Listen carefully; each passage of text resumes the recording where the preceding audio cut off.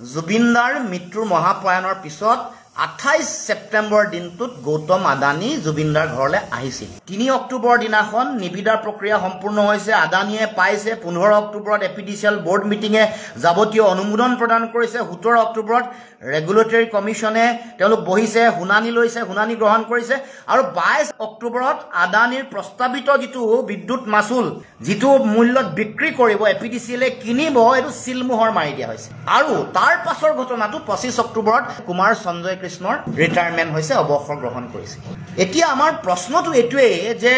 ইমান এটা ডাঙৰ প্ৰকল্প ইমান মনে মনে কিয় কৰা হৈছে? তাৰিখবোৰ আপোনাৰ ক্ৰনলজিটো মনত ৰাখিব। 28 সেপ্টেম্বৰ, 3 অক্টোবৰ, 15 অক্টোবৰ, 17 অক্টোবৰ আৰু 22 অক্টোবৰ, এক মাহত গোটেই প্ৰক্ৰিয়া সম্পূৰ্ণ। এইবোৰ মনে মনে কেনেকে হ'ব পাৰে? অসমৰ ৰাইজে কিয় গম নাপাব? এই কথাটোৱে আমাৰ ৰহস্যজনক কথা, মানে বুজি পোৱা নাই কথাটো কি আচলতে। সৰু সুৰা ছাত্ৰ ছাত্ৰীসকলক চাকৰি বাকৰি দিওঁতে যিমান ঢাক ঢোল মুখ্যমন্ত্ৰীয়ে বজায়, 50,000 কোটি টকা ইনভেষ্টমেণ্ট আজিলৈকে কিয় এটাও বাতৰি নাই? আদানীক লগ কৰিবলৈ গৈছে, 20 মিনিট বহি থাকিব লগা হৈছে, লগ কৰিবলৈ যাব নালাগে মুখ্যমন্ত্ৰী ঘৰলৈ আহিব লাগে। এগৰাকী এমপিৰ ওচৰলৈ গৈছে, কিয় যাব লগা হৈছে? ইমান ধৰফৰণিটো কিয়? আৰু গোটেই নিজৰ প্ৰটকল ব্ৰেক কৰি গৈছে, এইটো চকী ধৰফৰণি অহাৰ কাৰণে হৈছে নে বেলেগ কিবা কথা আছে? আমি জানিব খুজিছোঁ, অসমৰ ৰাইজে জানিব খুজিছে। আমি প্ৰশ্ন উত্থাপন কৰিছোঁ, আপুনি কিয় মানে আদানী কেনেকে মনে মনে যাব লগা হ'ল? আদানী ঘৰলৈ যোৱা ফটোখন কিয় দিয়া নাই? বা এই গোটেই বিষয়টো আপুনি কিয় ৰাজহুৱা কৰা নাই? আমাক সকলোকে ৰাজহুৱা কৰিব লাগিছে। গতিকে এইখিনি বিষয় ৰাইজৰ জ্ঞাতাৰ্থে আমি জনাইছোঁ আৰু আমি অসমৰ মুখ্যমন্ত্ৰীৰ পৰা ইয়াৰ উত্তৰ বিচাৰিছোঁ। 3200 মেগাৱাট ক্ষমতা সম্পন্ন অৰ্থাৎ 3.2 গিগাৱাট ক্ষমতা সম্পন্ন এটা তাপবিদ্যুৎ প্ৰকল্প অসমত প্ৰতিষ্ঠা হ'ব। NSPCৰ 1.5 গুণ প্ৰতিষ্ঠা কৰিব ব্যক্তিগত খণ্ডৰ উদ্যোগত গৌতম আদানীয়ে। যিটো প্ৰকল্প কয়লাৰ দ্বাৰা পৰিচালিত হ'ব, কয়লা ভিত্তিক তাপবিদ্যুৎ প্ৰকল্প, যাৰ ইনিচিয়েল ইনভেষ্টমেণ্ট 20,000 কোটি টকা। আৰু এইটো ধৰি লোৱা হৈছে যে ইয়াৰ একেবাৰে শেষ চূড়ান্ত যিটো ইনভেষ্টমেণ্ট সেইটো 50,000 কোটি টকা হ'ব। 3.2 গিগাৱাট বিদ্যুৎ যেতিয়া উৎপাদন কৰিব, এনেকুৱা এটা বিশাল তাপবিদ্যুৎ প্ৰকল্প, এই বিষয়টো অসমৰ বিভিন্ন প্ৰান্তত সকলো ৰাইজে গম পাব লাগিছিল। এই গোটেই বিষয়টোক লৈ ৰাইজৰ মাজত ব্যাপক চৰ্চা হ'ব লাগিছিল। কিন্তু আমি দেখিছোঁ যে এই গোটেই বিষয়টো আপোনালোকৰ মাজলৈ এই বিষয়টো অহা নাই বা আমাৰ মানুহৰ মাজলৈ অহা নাই। এটা তাপবিদ্যুৎ প্ৰকল্প হ'লে অসমৰ ৰাইজে ভালেই পায় বা ভাল পাব, বা আমিও ভাল পাইছোঁ যে ইমান বিশাল এটা তাপবিদ্যুৎ প্ৰকল্প অসমত হ'ব, শক্তি উৎপাদন হ'ব। আমাৰ এনেও বিদ্যুতৰ নাটনি আছে, তাৰ লগে লগে থলুৱা নিবনুৱা যুৱক যুৱতীসকলৰ সংস্থাপনৰ বিষয়সমূহো আছে। গতিকে এই গোটেই বিষয়টোত অসমৰ ৰাইজে নিশ্চিতভাৱে ভাল পাইছে বা পাব। সাধাৰণতে আপোনালোকে জানে যে মুখ্যমন্ত্ৰীয়ে অসম বন্ধ দিব লগা হ'লেও কেবিনেটত অনুমোদন লৈহে ৰাজহুৱাকে বক্তব্য আগবঢ়ায়। আৰু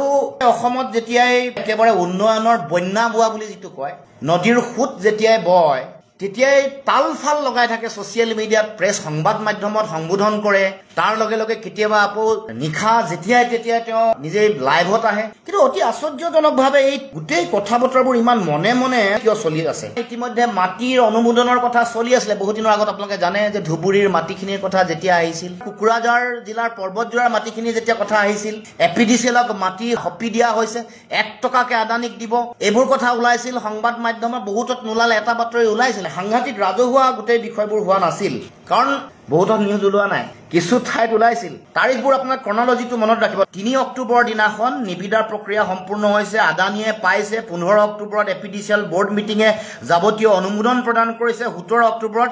ৰেগুলেটৰী কমিশনে তেওঁলোক বহিছে, শুনানি লৈছে, শুনানি গ্ৰহণ কৰিছে। আৰু 22 অক্টোবৰত আদানীৰ প্ৰস্তাৱিত যিটো বিদ্যুৎ মাচুল যিটো মূল্যত বিক্ৰী কৰিব এপিডিচিএলে কিনিব, এইটো সিলমোহৰ মাৰি দিয়া হৈছে। আৰু তাৰ পাছৰ ঘটনাটো 25 অক্টোবৰত কুমাৰ সঞ্জয় কৃষ্ণৰ ৰিটায়াৰমেণ্ট হৈছে, অৱসৰ গ্ৰহণ কৰিছে। এতিয়া আমাৰ প্ৰশ্নটো এইটোৱেই যে ইমান এটা ডাঙৰ প্ৰকল্প ইমান মনে মনে কিয় কৰা হৈছে? যিখন ৰেগুলেটৰী কমিশন আছে তাৰ অধ্যক্ষ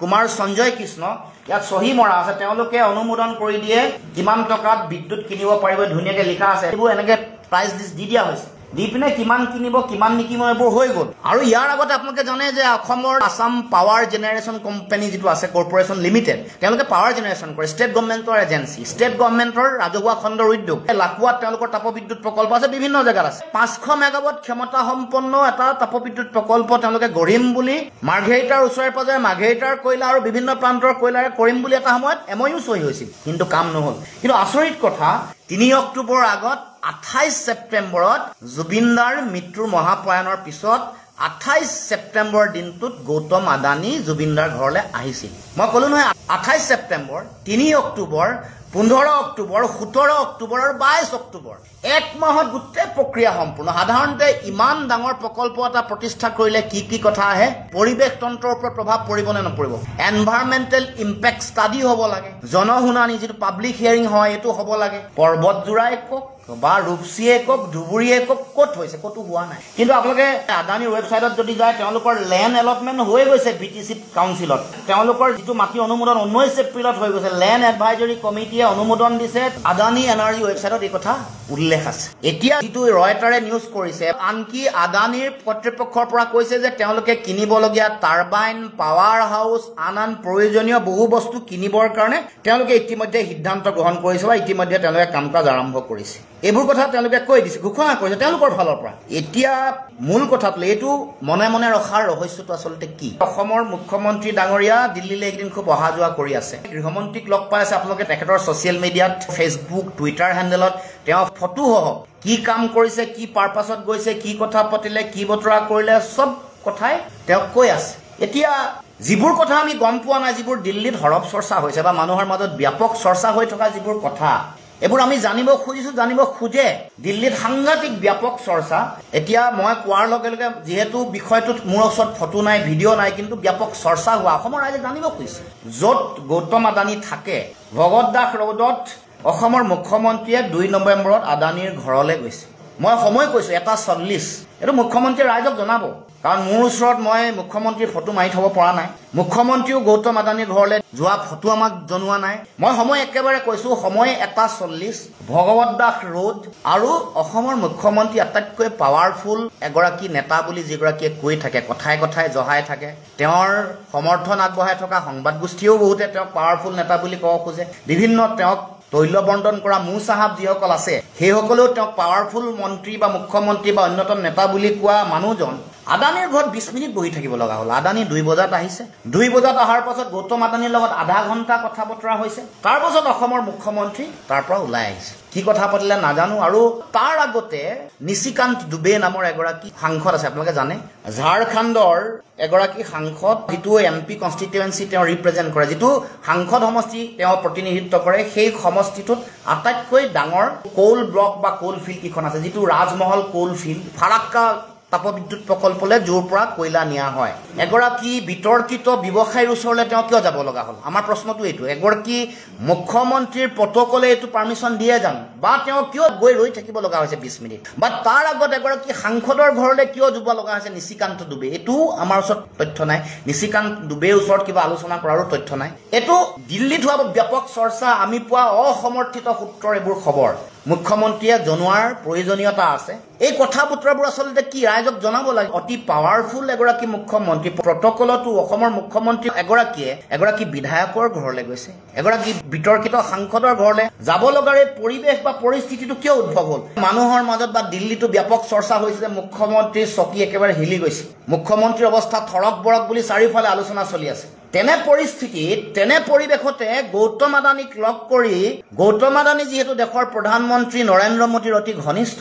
এমাহৰ ভিতৰতে 3.2 গিগাৱাট সম্পন্ন এটা তাপবিদ্যুৎ প্ৰকল্পৰ সকলো ধৰণৰ ফৰ্মেলিটি পাৰিপাৰ্শ্বিকতা সম্পৰ্কীয় বা সকলো ধৰণৰ নীতি নিয়ম সম্পূৰ্ণ কৰি গৌতম আদানীৰ হাতত এই যে যিটো তাপবিদ্যুৎ প্ৰকল্প অনুমোদন কৰিবৰ তেওঁক দিবৰ কাৰণে যিটো সিদ্ধান্ত গ্ৰহণ কৰিছে তাৰ লগত মুখ্যমন্ত্ৰীৰ চকীত থৰক বৰক হোৱাৰ সম্পৰ্কটো জড়িত হৈ আছে নেকি এই থৰক বৰক হোৱা চকীখন কোনোমতে বচাবৰ কাৰণে গৌতম আদানীৰ যোগেদি 3.2 গিগাৱাটৰ ক্ষমতা সম্পন্ন এই প্ৰকল্পৰ সমগ্ৰ অনুমোদন প্ৰক্ৰিয়া এক মাহৰ ভিতৰতে সম্পূৰ্ণ কৰিছে নেকি এইবোৰ মানুহে জানিব খুজিছে কাৰণ 4500 বিঘা মাটি এই তাপবিদ্যুৎ প্ৰকল্পটো কৰিবলৈ লাগিব বিভিন্ন ধৰণৰ সূত্ৰৰ পৰা আমি পাইছো 1 টকাকে এপিডিচিএলক মাটি অৰ্পণ কৰা হৈছে 1 টকা 1 বিঘাত সাধাৰণতে যিকোনো সৰু অনুষ্ঠান এটাও প্ৰতিষ্ঠা কৰিছে তাকো মুখ্যমন্ত্ৰীয়ে দিয়ে 20,000 কোটি টকা ইনিচিয়েল ইনভেষ্টমেন্ট সম্পূৰ্ণ হওঁতে 50,000 কোটি টকা লাগিব যি 50,000 কোটি টকা গৌতম আদানীয়ে অসমত ইনভেষ্টমেন্ট কৰা বুলি এডভান্টেজ আসামটোত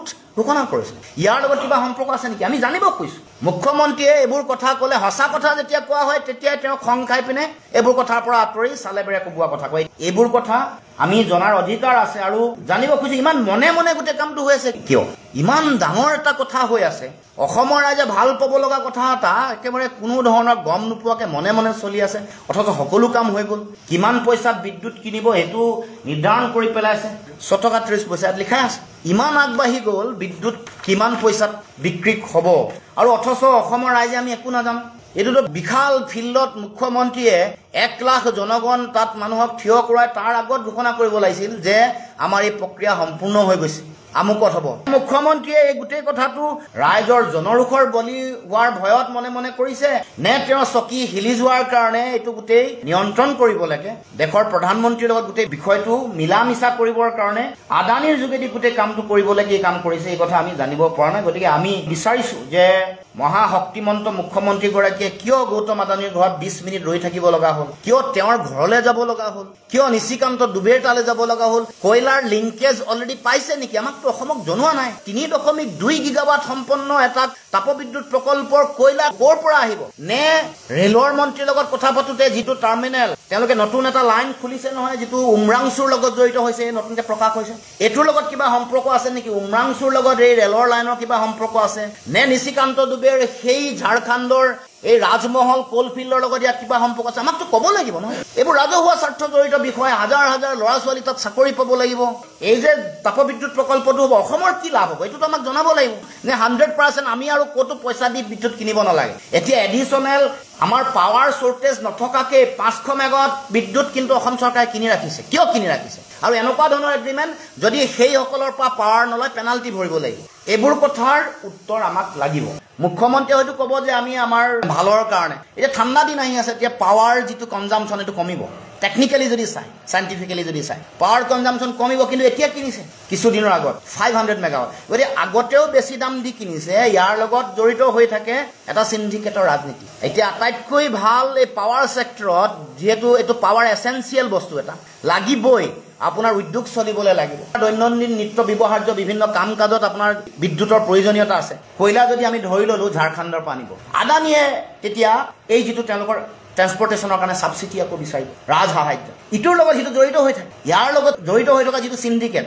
ইণ্ডোনেছিয়াৰ পৰা কয়লা আনি আদানীয়ে ক'ৰবাত প্ৰডাকশ্যন কৰি আছে গতিকে চৰকাৰখনৰ লগত ইয়াৰ এইটো ডিজাইন ডেফিনেটলি আছে আৰু থাকিব এইটোৱেই আজি এতিয়া আটাইতকৈ সহজ আপুনি বাহিৰৰ পৰা একো নেদেখে ইমান ধুনীয়াকে কাভাৰ আপ কৰি ৰাখে যে ঝাৰখণ্ডৰ পৰা যেতিয়া কয়লা এলাইব ক'ব যে অসমত ছালফাৰযুক্ত কয়লা ক'ত আছে উমৰাংচুত আছে কাৰ্বি আংলঙত আছে আমাৰ মাৰ্ঘেৰিটা লিডুত এইবোৰ শেষ হ'বলৈ হ'ল নাগালেণ্ডত শেষ হ'বলৈ হ'ল তুলি বা বিহুবৰ বা ক'ৰবাত এই বুলি ক'ব অসমৰ মুখ্যমন্ত্ৰীয়ে ভৱিষ্যতৰ মুখ্যমন্ত্ৰী যোনে নাহক লাগিলে ক'ব যে আমি ঝাৰখণ্ডৰ পৰা আনিছো আমি সাবসিডি দিছো এই ধৰণে গোটেই এটা ডিজাইন এটা থাকে এটা সিন্ডিকেট থাকে এতিয়া সেইকাৰণে মই কৈছো যে কোল লিংকেজ ক'ৰ পৰা আহিব আমাকতো কোৱা নাই ইমান ডাঙৰ কথা এটা মনে মনে কিয় এইটো প্ৰথম প্ৰশ্ন হ'ব লাগে আজি সংবাদ গোষ্ঠীৰ প্ৰথম প্ৰশ্ন য'ত ইনভেষ্টমেণ্ট 50,000 কোটি টকা মেক্সিমাম 50,000 crore rupees আছে ইনিচিয়েল ইনভেষ্টমেণ্ট য'ত 20,000 কোটি টকা অসমত ইনভেষ্টমেণ্ট কৰিছে গোটেই নিবিদা হৈ গ'ল তেওঁলোকৰ সকলো আনকি ৰেগুলেটৰী কমিটি এইটো বিক্ৰী হোৱাটোতো শেষ ষ্টেজ বিদ্যুৎ বিক্ৰী হোৱা কথাটো এটা লাষ্ট ষ্টেজ তাৰ আগত নিবিদা হ'ল পালে তাৰ আগত বিদ্যুৎ বোৰ্ডৰ পৰা এইটো অনুমোদন হৈ গৈছে তাৰ মাজত থাকিব লাগিব শুনানি জনশুনানি তাৰ মাজত থাকিব লাগিব এনভাইৰনমেণ্টেল ইম্পেক্ট ষ্টাডি এইবোৰ মনে মনে কেনেকৈ হ'ব পাৰে অসমৰ ৰাইজে কিয় গম নাপাব এই কথাটোৱে আমাৰ ৰহস্যজনক কথা মানে বুজি পোৱা নাই কথাটো কি আচলতে সৰু সুৰা ছাত্ৰ ছাত্ৰীসকলক চাকৰি বাকৰি দিওঁতে যিমান ঢাক ঢোল মুখ্যমন্ত্ৰীয়ে বজায় 50,000 কোটি টকা ইনভেষ্টমেণ্ট আজিলৈকে কিয় এটাও বাতৰি নাই আদানীক লগ কৰিবলৈ গৈছে 20 মিনিট বহি থাকিব লগা হৈছে লগ কৰিবলৈ যাব নালাগে মুখ্যমন্ত্ৰী ঘৰলৈ আহিব লাগে এগৰাকী এমপিৰ ওচৰলৈ গৈছে কিয় যাব লগা হৈছে ইমান ধৰফৰণিটো কিয় আৰু গোটেই নিজৰ প্ৰটোকল ব্ৰেক কৰি গৈছে এইটো চকী ধৰফৰণি অহাৰ কাৰণে হৈছে নে বেলেগ কিবা কথা আছে আমি জানিব খুজিছো অসমৰ ৰাইজে জানিব খুজিছে এই যে কথা বতৰাবোৰ বেলেগে কমত কিনিছে আমি বেছি কিনিছো আৰু সেইকাৰণে মুখ্যমন্ত্ৰীক এই মৌলিক কথাটো যে আমি প্ৰশ্ন উত্থাপন কৰিছো আপুনি কিয় মানে আদানী কেনেকৈ মনে মনে যাব লগা হ'ল আদানী ঘৰলৈ যোৱা ফটোখন কিয় দিয়া নাই বা এই গোটেই বিষয়টো আপুনি কিয় ৰাজহুৱা কৰা নাই আমাক সকলোকে ৰাজহুৱা কৰিব লাগিছে গতিকে এইখিনি বিষয় ৰাইজৰ জ্ঞাতাৰ্থে আমি জনাইছো আৰু আমি অসমৰ মুখ্যমন্ত্ৰীৰ পৰা ইয়াৰ উত্তৰ বিচাৰিছো